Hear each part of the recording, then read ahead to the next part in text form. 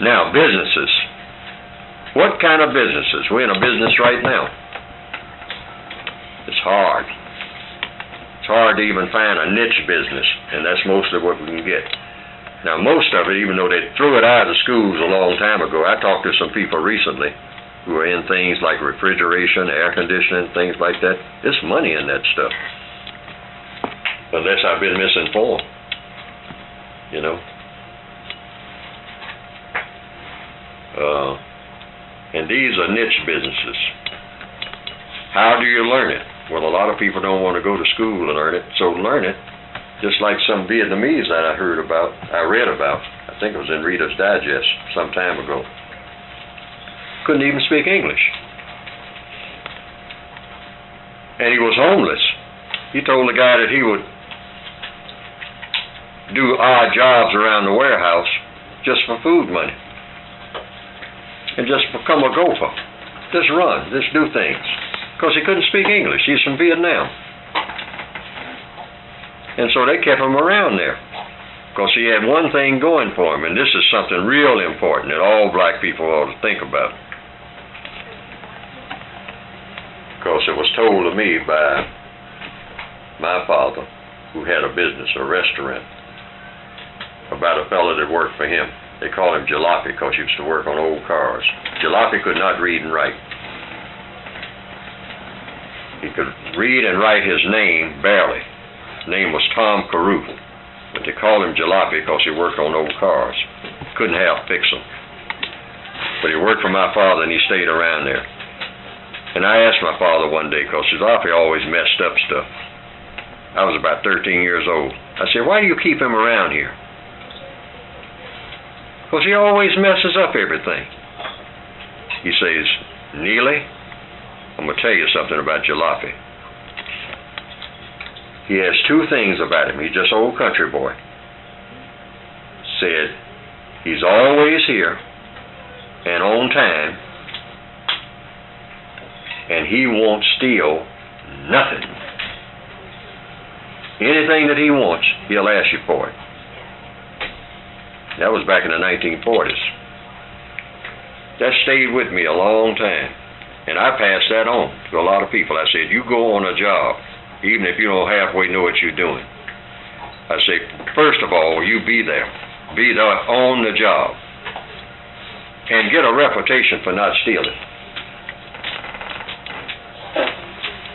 You know, sometimes we just take for granted to say that. You know, I knew some guys back in the 40s, who said, man, hey, that's a pretty good job. And it pays $7.50 a week. That's what wages were back in those days. And all you can steal. Guys just automatically say that. Job pays $7.50 and all you can steal. That was a common saying. But there were some people like Jalopy who didn't steal. And therefore they stood out. And that works even today. All right? Some guy who's running something, even big businessmen, who are stealing, they will notice that about somebody who works for them. That guy don't steal nothing. You know, everybody we ever had here stole. You know, that guy don't steal nothing. Keep him around. He's a little bit dumb. You know, you have to tell him things over and over again. Because that's the way Jalopy was, you know. But my father, spotted that because he ran a restaurant. And he said, Jalopy won't take nothing. Says there's something about him. He won't take nothing. So I don't care how much money you leave around, anything like that, he won't touch it. You know, what you call a dumb country boy. The next time I saw Jalopy, I was on my way on the back of a truck at Greenwood and Archer, on my way to the Army, drafted, getting ready to be sent to training to go to Korea. And I heard somebody call my name, and it was Jalopy. This was another town at another time, and he was doing well. But it instantly hit me, having a flashback to what my father said about him. I said, yeah, Jalopy would do well. Even not knowing how to read and write. He would do well. Because he's always on time if you hire, and he won't steal nothing. You know, and somebody will notice that. And anywhere he goes, somebody will notice that. You know. In other words, Jalapa is the type of guy who, hey, the owner of the place, when it's snowing and he can't make it in and all like that, see, you tell Jalapa to go down and open up, you know. Trust him with all the keys. Why? Because he won't take nothing, you know. Person like that, and that's the way this Vietnamese guy was, getting back to the central story. He came here. A lot of us been here for years, and he worked his way up to be assistant manager. Why? Because he was sleeping in the place at night because the guy trusted him. He got full range of the place. He's walking all over the place. During that time, he found out where everything was, which is people that worked during the day didn't know. So they always asked whatever his name was, Pam Son or whatever it is, you know. Hey, where's the so-and-so? You know, big warehouse. And he'd go up there and tell him. I'd take it right to it. See? Next thing you know, he became indispensable. Now, I'm saying all that to say this. This is the way we are going to have to become. Otherwise, we're garbage. In any situation where you are, you've got to find a way that you become the person to see. That's a slow process, and you might have to take it low for a while, but that is the process, and it's going to be that way. Because like I said, a lot of us are not going to be able to go into business because the niche businesses are drying up. You can't even hardly get a little stand on the sidewalk now. Really. I mean, just selling a few handbags and scarves. And if you try it, you can be outbid by some guy who's getting his from a wholesaler that you don't have contact with. Anybody who's tried it, is this correct? Anybody knows anything about a little business of any type you're trying to start? If anybody in this room now, if you're going to start a business, what kind would it be? There was a gentleman who was in here a while ago, and he was handing out cards. He gave me one. He's talking about internet consulting. All right? That's a business you can be into, but a lot of people are into it already. Okay? I know a few people in the niche businesses and whatnot, but it's going to get harder and harder. Because you know, if there's any money in anything right now, the white guys coming out of college paying $200,000 for having gone to college. Now, who's got that kind of money to go to school? That's number one. Okay? And so any businesses out here that's paying anything, they grab them. I started noticing that back in the 1950s. It's just slowly been going in that direction because manufacturing is going out. It used to be if you were from a place like Ohio or even from Baltimore here. Back in the old days, well, push come to shove, I go down to the shipyards, I go to the steel mill.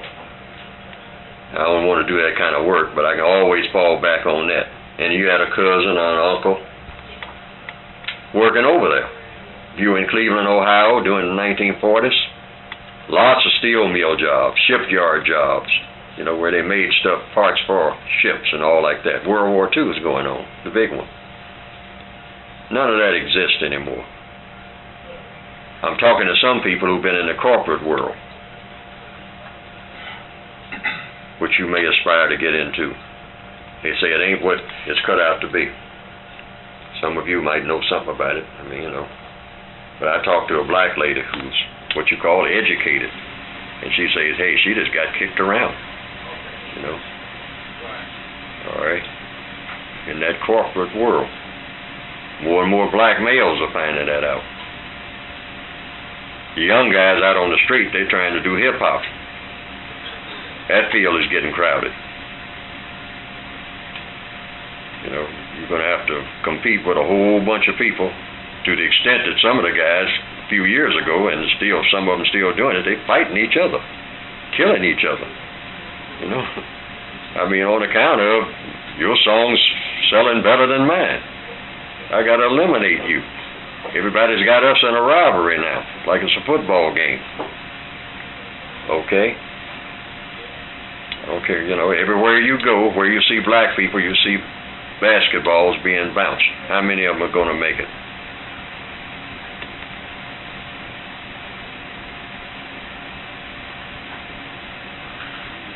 if you're just looking for a job, where is it?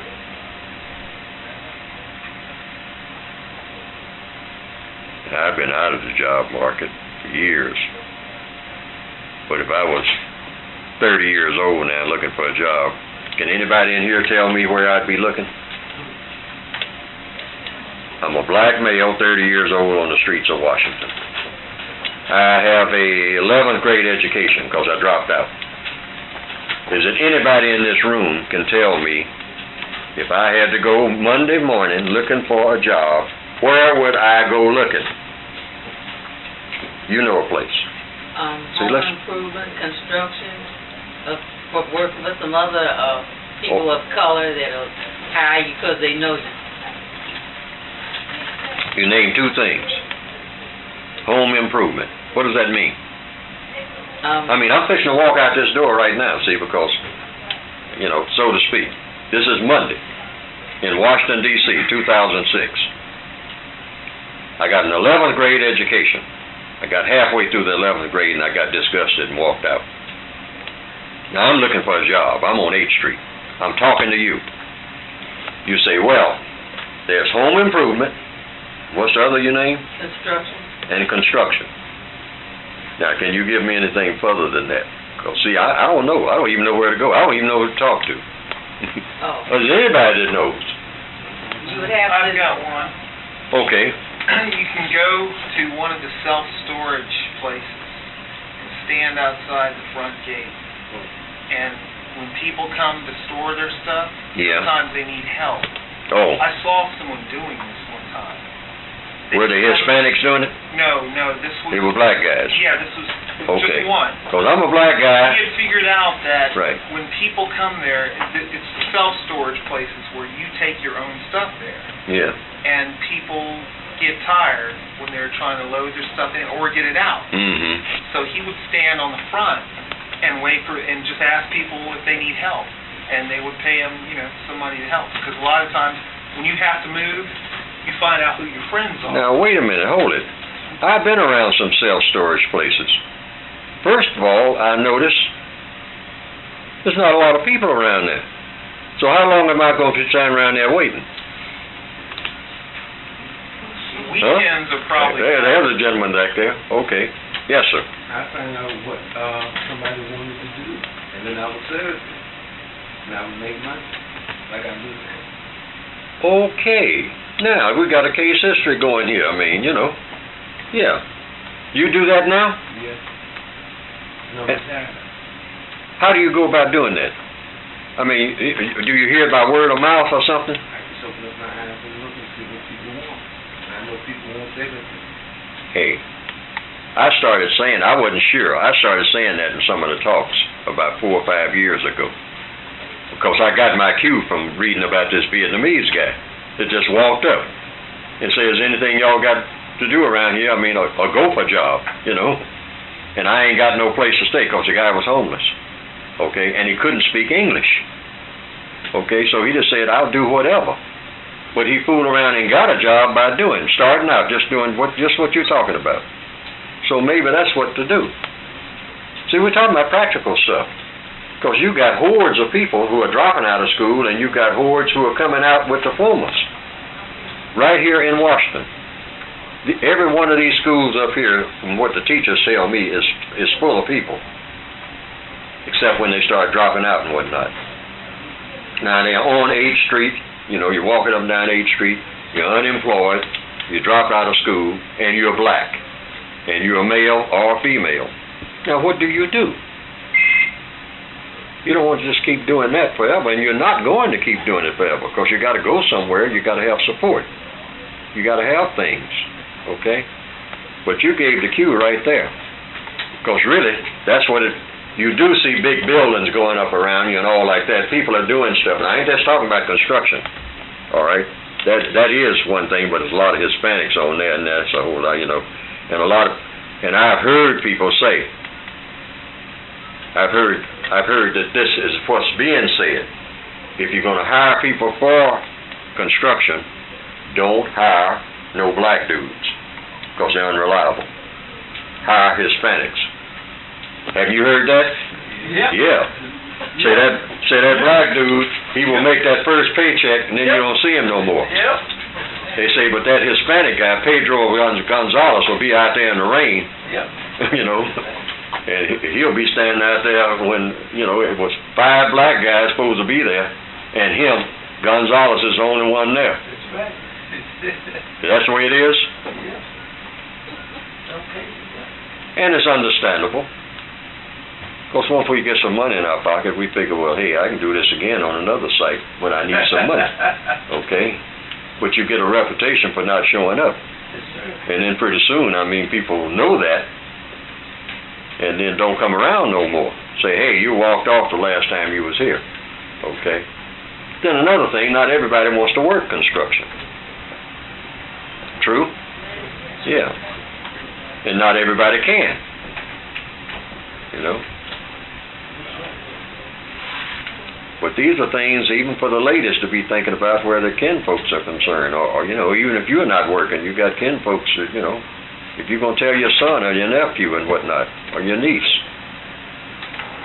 what kind of jobs? See, because when I was going to school, it was just kind of understood. If you get an elevator job, you get a job running the elevator, and all that's automatic now. It used to be they were run by people. Hey, that's what you had to look forward to. I don't care what school you went to. Porter, you know, if you were really lucky, you got on the what is it? Pullman porter. That's top of the line. For a black male, you in heaven. They work you to death, but you on that train and you inside, right? And you yowza boss all day long, up and down that aisle. Yes, sir. You know, whatever you say, sir. You know. Nigga, bring me some more lemonade. Yes, sir. Right away. Grin from here, and that's a super job, going from town to town, Kansas City, Cleveland, Ohio. Every black lady, when she found out that a black guy is a Pullman porter, that's my man. My first girlfriend ran off with one. Rebecca, bless her heart. How was the money? How was the money for the poor? The money was poor, but it was great for that time. And you're not you're inside. Hey, you're wearing a little white jacket and whatnot. That's big time for black people. When I was coming along, you know, that ain't nothing now, you know. But that was, hey, you were really something. Pullman porter's uniform, right? You're inside a train that's moving, and it's got food in there, and you're serving it. That means you eat too. That was a real bonus. And you're not outside driving rails. They got machines that do it now. You ever seen anybody drive rails? I don't think there's anybody in here seen anybody with a sledgehammer. Have you ever seen it done? On TV. On TV. I went to get a job like that once, and I looked at the guys do it for about 2 minutes. And I knew that I couldn't do it. I just knew I couldn't do it. You have to be as hard as nails to do that. You have to be super strong to do that. And you do it all day in 100-degree heat. And you're driving those spikes. And the guy next to you, his hammer is coming past your ear so close that it's whistling. And you do that day after day after day. And that's a top job that paid poorly. And many a black person used to do that. Steel driving man. They even wrote a song about it. It's called John Henry. Steel driving man.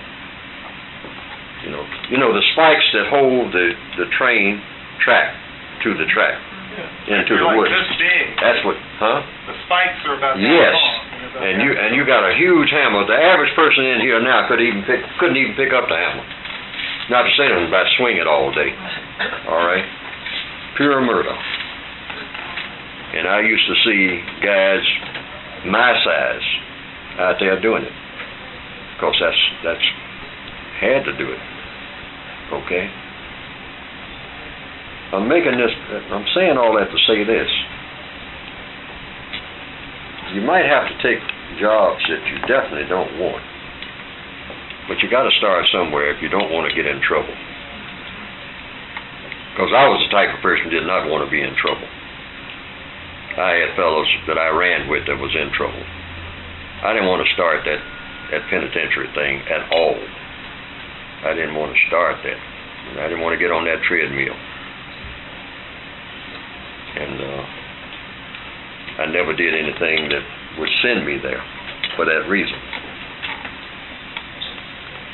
However, where I was, I could get sent there for doing absolutely nothing. So I was lucky in that regard, because that did happen to some fellows. They got hard time and hadn't done nothing. Just some white person said you did, and that's it.